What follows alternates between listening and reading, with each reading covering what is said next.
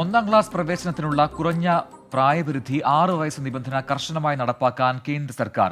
പുതിയ അധ്യയന വർഷം മുതൽ ഒന്നാം ക്ലാസ് പ്രവേശനത്തിലുള്ള കുറഞ്ഞ പ്രായപരിധി 6 വയസ്സാക്കണമെന്ന് നിർദ്ദേശിച്ച് സംസ്ഥാനങ്ങൾക്ക് കേന്ദ്ര സർക്കാർ കത്തയച്ചു.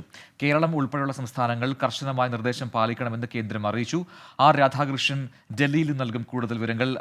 ആർ കെ, ഈ വിഷയത്തിൽ നേരത്തെ സംസ്ഥാനവും കേന്ദ്രവും തമ്മിൽ തർക്കമുണ്ടായതാണ്. ഇപ്പോൾ ഈ കർശന നിർദ്ദേശം അത് ഏത് സാഹചര്യത്തിലാണ് കേന്ദ്രം സംസ്ഥാനങ്ങൾക്ക് നൽകിയിരിക്കുന്നത്? 2020 ദേശീയ വിദ്യാഭ്യാസ നയത്തിന്റെ ഭാഗമായിട്ടാണ് ഈ നിർദ്ദേശമുള്ളത്. കേരളം ഉൾപ്പെടെയുള്ള സംസ്ഥാനങ്ങൾ ഈ നിർദ്ദേശം നടപ്പാക്കുന്നതിൽ വൈമനസ്യം കാട്ടുകയായിരുന്നു.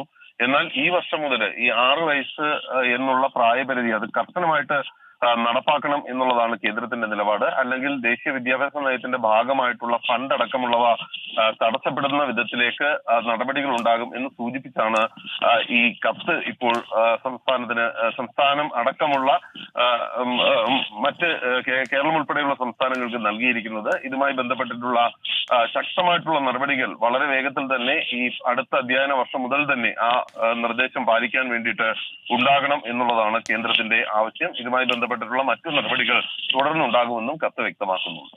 ശരി, ആർ രാധാകൃഷ്ണനാണ് വിവരങ്ങൾ നൽകിയത്.